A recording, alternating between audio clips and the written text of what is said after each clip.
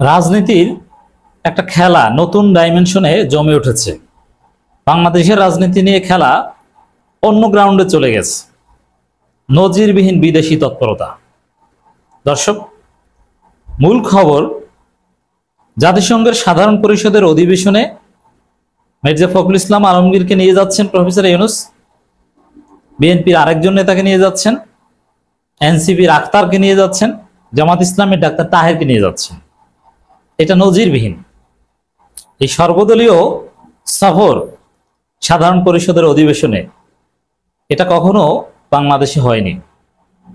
হ্যাঁ, নিজ দলের নেতাকর্মীদের নিয়ে বিরাট পিকনিক আমরা দেখেছি, হাসিনা বারবার করেছে, কিন্তু সর্বদলীয় এরকম জাতিসংঘের সাধারণ পরিষদের অধিবেশনে পিকনিক এটা কখনো দেখিনি। এটা কেন? এবং একই সাথে ইউরোপীয় ইউনিয়নের পার্লামেন্টারি একটা প্রতিনিধি দল বাংলাদেশ সফর করছে, বিভিন্ন জায়গায় দৌড়ঝাঁপ করছে। ডক্টর ইউনূস, সেনাপ্রধান, জামাত, বিএনপি, মানে একটা কঠিন বিদেশি তৎপরতা এই মুহূর্তে চলছে, একটার সাথে আরেকটা কোরিলেশন আছে। এটা কেন? আবার মাননীয় সিইসির কানাডা সফর, এবার জামাত ইসলামের একটা প্রতিনিধি দলও কানাডা সফরে যাবেন। মানে বিশ্বমঞ্চে বাংলাদেশ নিয়ে খেলা চলে গেছে। এখন এই জায়গায় প্রথমে আপনাকে বুঝতে হবে জাতিসংঘের সাধারণ পরিষদের অধিবেশন কি, সেখানে কাজটা কি। এটা যদি আপনি গভীরভাবে বিশ্লেষণ করেন বা দেখেন, জাতিসংঘের সাধারণ পরিষদের অধিবেশনে মির্জা ফখরুল, ডাক্তার তাহের এদের কোনো কাজ নেই। ওখানে বরং অনেক দেশের প্রধানমন্ত্রী জানেই না, পররাষ্ট্রমন্ত্রীকে পাঠান। জাতিসংঘ কি করতে পারে এটা আপনারা দেখেন নাই। প্যালেস্টাইন নিয়ে কি করতে পারে? জাতিসংঘের বিভিন্ন উইং থেকে তুচ্ছ তাচ্ছিল্য করে আমেরিকা এবং ইসরায়েল বেরিয়ে যায়।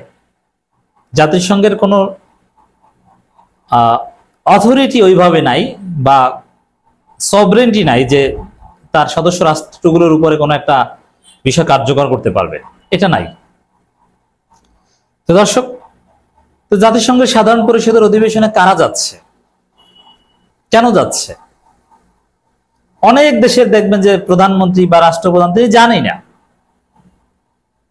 অতএব এটা সিরিয়াস কিছু না, এটা প্রত্যেক বছরই হয়। ওখানে বক্তব্য দিলে তার যে আলাদা তাৎপর্য আছে বর্তমান বিশ্ব বাস্তবতায় সেটা না। একসময় জাতিসংঘ কিছু কিছু কাজ করতো, যেমন কোথাও প্রশাসনিক দায়িত্ব নিত, পূর্ব তিমুরে, কসোভোতে, আরো বিভিন্ন জায়গায় নিয়েছে, এবং তারা গণভোটের আয়োজন, এমনকি নির্বাচনের আয়োজন করেছে, এরকম এক্সাম্পল আছে। এবং সেই গণভোটের মাধ্যমে কোন ভূখণ্ড স্বাধীন হয়েছে, কিছু বিষয় ছিল। আর এখনকার এই একবিংশ শতাব্দীর 2025 সালে জাতিসংঘের সাধারণ পরিষদের অধিবেশনে ডক্টর ইউনূস যাওয়ারও আলাদা কেন তাৎপর্য নাই। এখানে তৌহিদ হোসেনকে পাঠালেই হয়। আর ডক্টর ইউনূস যদি জানো সেখানে মির্জা ফখরুল এবং ডাক্তার তাহেরকে নিয়ে যাবেন, এর পেছনে জাতিসংঘগত কোনো কারণ আপনি দেখাতে পারবেন না, যে এখানে গেলে বাংলাদেশের জাতীয় স্বার্থ হাসিল হবে, অথবা এখানে এই উপকারিতাটা আছে। যদি সর্বদলীয় প্রতিনিধি যায়, কিচ্ছু না, এখানে যাবে, হোটেলে থাকবে, খাবে দাবে, সেলফি তুলবে, এছাড়া কোনো প্রয়োজনীয়তা নাই। আর হলরুমে বসে একদিন দুই দিন বক্তব্য শুনবে, তারা ওখানে কেউ বক্তব্য দিতে পারবে না, কিচ্ছু না। তাহলে কেন এই সর্বদলীয়? এবং এখানে আরো প্রশ্ন আসবে যে গণ অধিকার পরিষদ নাই কেন? দল কি বাংলাদেশে? দলে বিএনপি, জামাত আর এনসিপি, চরমোনাই নাই কেন? তারা দোষটা করেছে। এনসিপি কি রেজিস্টার্ড দল নাকি? অনেক প্রশ্ন কিন্তু আসতে পারে। আসলে এইসব জাতিসংঘের সাধারণ পরিষদের অধিবেশন না। এটা হচ্ছে যে প্রফেসর ইউনূস, আপনারা জানেন যে মার্কিনপন্থী লোক, তিনি আমেরিকার মাধ্যমে ওখানে বিএনপির বিভিন্ন লবিস্ট নিয়োগ করা আছে, এবং ইউনূসেরও নিজস্ব কিছু চিন্তা ভাবনা আছে, রাজনীতিকে যেদিকে নিতে চান, একটা সার্টেন এক্সটেন্টে সংস্কার করতে চান এবং ফেব্রুয়ারিতে নির্বাচন করতে চান। এই জন্য এখন পর্যন্ত যে পরিস্থিতি, তাতে ফেব্রুয়ারিতে নির্বাচনের কোনো সম্ভাবনা নাই, বরং অনৈক্য এখন রাজপথে গড়িয়েছে। এতদিন তো জাস্ট টেবিলে ছিল, নোট অফ ডিসেন্ট, মানি না মানবো, এগুলোর মধ্যে ছিল। এখন রাজপথে কনফ্লিক্টিং একটা সিচুয়েশন চলে গেছে। অথচ এই মারাত্মক সিভিয়ার অনৈক্যের মধ্যেও প্রফেসর ইউনূস বলছেন যে না, নির্বাচন ফেব্রুয়ারিতেই হবে, ফেব্রুয়ারি প্রথমার্ধে হবে, রোজার আগে নির্বাচন দিয়ে আমি চলে যাব। এখন প্রফেসর ইউনূস এত আত্মবিশ্বাস কোথায় পাচ্ছেন?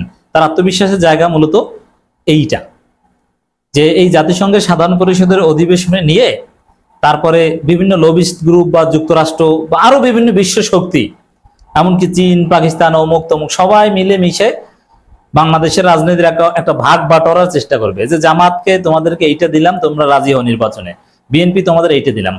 এখন এতে বিএনপি যা বলবে তাদের মতো হবে না, আবার জামাত যা বলবে তার মতো হবে না।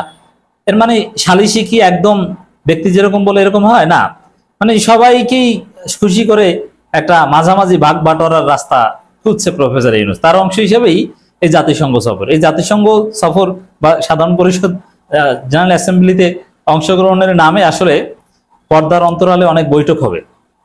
এখন আওয়ামী লীগ আমলে বা অতীতে 111 আমলে এই ধরনের হিসাব নিকাশ হতো সিঙ্গাপুরে, থাইল্যান্ডে, কাতারে।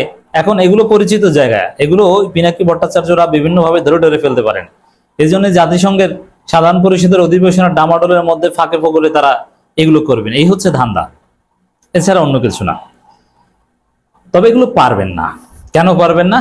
নতুন বাংলাদেশে কোনো ভাগ বটরা চলবে না। এটা শেষ মধ্যে যেমন আপনারা দেখেছেন যে ডাকসু জাকসু নির্বাচন নিয়ে বিএনপি ভয়ানক কারচুপির চেষ্টা করেছে, তারেক রহমান নিজে চেষ্টা করেছেন কারচুপির, সেনাবাহিনীর কোন অফিসার হেল্প চেয়েছেন, বিএনপি বন্ধু শিক্ষকরা নির্লজ্জ দালালি করেছিল, কিন্তু পারে নাই।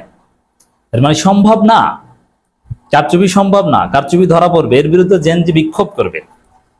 এখন যে প্রশ্নটা যে দল কি বাংলাদেশে তাহলে এই বিএনপি জামাত এনসিপি, অন্য কাউকে দাওয়াত দেওয়া হয় নাই কেন, এটি হচ্ছে আরেকটা গাবলা। ওখানে হাসিনা তো চার্টার্ড বিমানে যেত, অনেক শত শত লোক নিয়ে যেত, তো এখানে তো কমপক্ষে 30টা দলের 30 জনকে নেওয়া কোনো ব্যাপার ছিল না। এখানে ফরেন পলিসিতে বাংলাদেশের প্রতিনিধি হিসাবে ডাক্তার তাহের, ফখরুল, হুমায়ুন কবির, আক্তার এরা কিচ্ছু না, এরা যে এখানে খাবে দাবে। সাংবাদিকদের একটা প্রতিনিধি দল নেওয়ার একটা রেওয়াজ হয়তোবা ছিল। এই জায়গায় এইভাবে ডক্টর ইউনূস বা সরকার মনে করছে বিএনপি জামাত এনসিপি রাজি হলে অন্য সবাই তো রাজি হবে, আর কে থাকে? ওই যে ইউনূস বিপদে পড়লে এই 3 দলকে ডাকে সবার আগে, বিএনপি জামাত এনসিপি, ওরকম এই ভাগ বাটোয়ারার জন্য 3 দলকে নিয়ে যাচ্ছে। তো এগুলো এছাড়া আরেকটা খবর দর্শক, সেনাপ্রধানের সঙ্গে ইউ রাষ্ট্রদূতের সৌজন্য সাক্ষাৎ, আবার খেলা অন্য লেভেলও চলছে। আপনারা দেখছেন যে ভারতীয় রাষ্ট্রদূত সেনাবাহিনীর প্রোগ্রামে বক্তব্য দেয়, যেটা ইন্ডিয়ান হাইকমিশনার বাংলাদেশে এখন প্রকাশ্যে বের হতেই সাহস পাওয়ার কথা না, কারণ ভারত থেকে বাংলাদেশ 5 আগস্ট স্বাধীন হয়েছে। যেখানে বহুমুখী মাল্টি ডাইমেনশনাল খেলা চলছে। বাংলাদেশের রাজনীতির চূড়ান্ত হিসাব নিকাশ যে ভোটের মাধ্যমে হবে সেই রাস্তায় নাই। কিন্তু আমাদের কথা স্পষ্ট, ডাকসু জাকসুতে যেরকম ভোটের মাধ্যমেই ফলাফল নির্ধারিত হয়েছে, নেতৃত্ব বাছাই হয়েছে, আগামী নির্বাচনও ভোটের মাধ্যমে হতে হবে। এই যে আমি যে কথাগুলো বললাম, এটার আপনারা বুঝবেন কিভাবে যে আমি সঠিক বলছি? জাস্ট একটা দিকে দেখান যে যদি এটা যা সবাইকে নিয়ে একটু ভিজিট আনন্দই হতো, তাহলে 30টা দলকে নিল না কেন? এক। দ্বিতীয় হচ্ছে, যেখানে মারাত্মক অনৈক্য, ঐক্যমত কমিশনের ঐক্যের খবর নাই, জুলাই সনদ নিয়ে মারাত্মক ইখতিলাফ, আপনারা দেখছেন যে কি ঘটছে, রাজপথে কর্মসূচি গড়িয়েছে, আর অনৈক্য ছাড়া নির্বাচন, ঐক্যমত ছাড়া নির্বাচন হবে না, এটা তো যে কেউ বুঝে। তারপরে ইউনূস কেন বলছেন যে নির্বাচন হবেই হবে? আসলে এই গোপন সমঝোতার আশায় বলছেন। এটা ডিজাস্টার ফর বাংলাদেশ।